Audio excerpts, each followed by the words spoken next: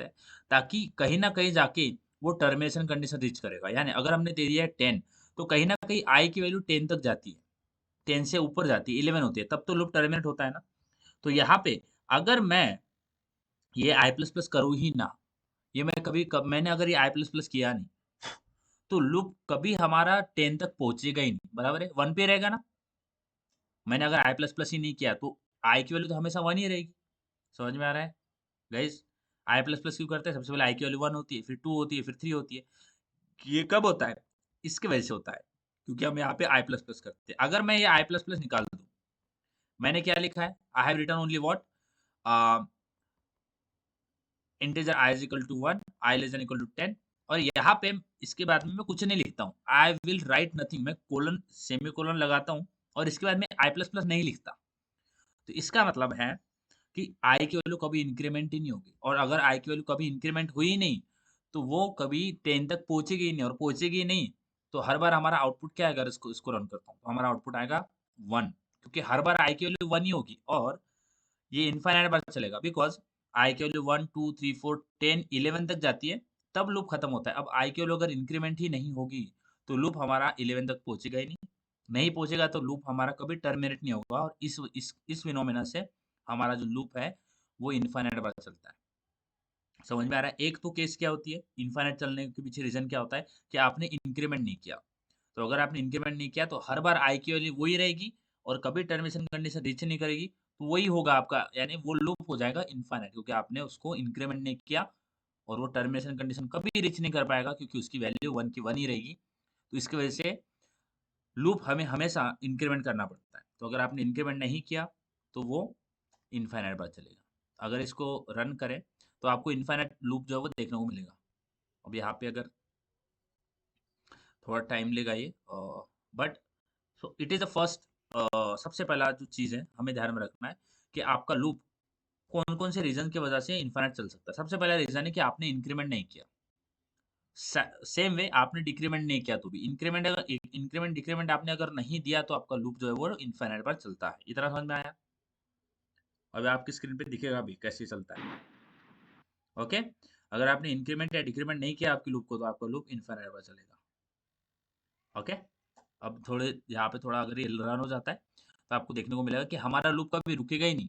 अब कब रुकेगा फिर इनफाइनाइट बार चलेगा तो कब रुकेगा? आपका जो प्रोग्राम रन होता है ना तो वो कुछ मेमोरी लेता है। जब आपका पूरा मेमोरी स्पेस भर जाएगा ना, फिर आपका प्रोग्राम क्रैश हो जाएगा, क्योंकि वो इनफाइनाइट बार चलता है। अब देखो इसको अगर रन करें, तो आपको इनफाइनाइट लूप देखने को मिलेगा।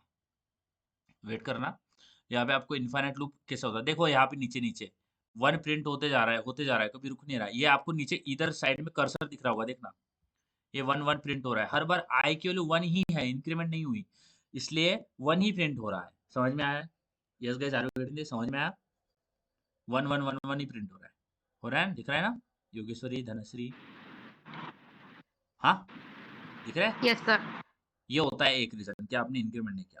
दूसरा रीज़न कि यहाँ पे मैं करता हूँ इसको i++। अब मैं इसको इंक्रीमेंट करता हूँ तो सबसे पहले इस प्रोग्राम को स्टॉप कर देते हैं ताकि ये पीछे रुक जाए, मेमोरी इतना कंज़्यूम ना करे। एक रीज़न है हमने डिस्कस किया कि आपने लूप को इंक्रीमेंट नहीं किया। ओके? अब देखो, यहाँ पे मैं कर देता हूँ i++। अब मुझे पता है कि जब भी ये एक कंडीशन है, ये एक टर्मिनेशन कंडीशन बोलते हैं, हम इसको टर्मिनेशन कंडीशन बोलते हैं। बट अगर ये जो टर्मिनेशन कंडीशन जब ट्रू होती है ना, जब i की वैल्यू 1 है, तो ये ट्रू होती है, यानी 1 is less than equal to 10 तो इट इज़ ट्रू। जब भी ये कंप्लाई करती है, ये ट्रू होती है, तभी हमारा लूप चलता है।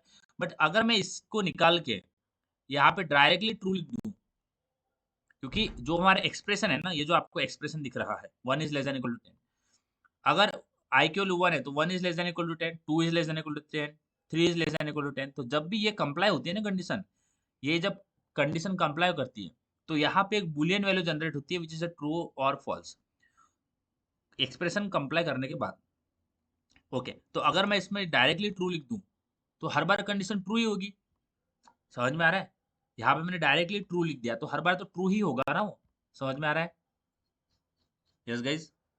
यहाँ पे मैंने एक्सप्रेशन निकाल के ट्रू लिख दिया। समझ में आ रहा है क्या? बोलिए, बोलिए।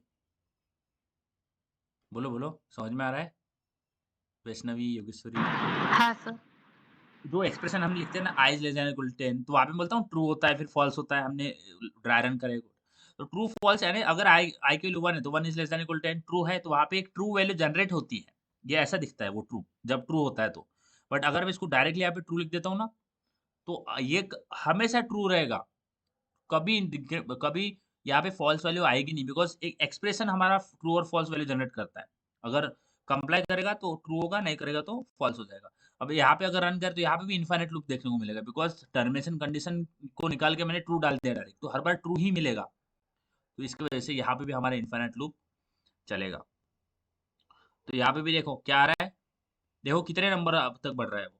यानी 1 से कर रहा था हमने, यानी i++ कर रहा था, उसका देखो कितना चल रहा है वो, कहाँ तक पहुँच गया।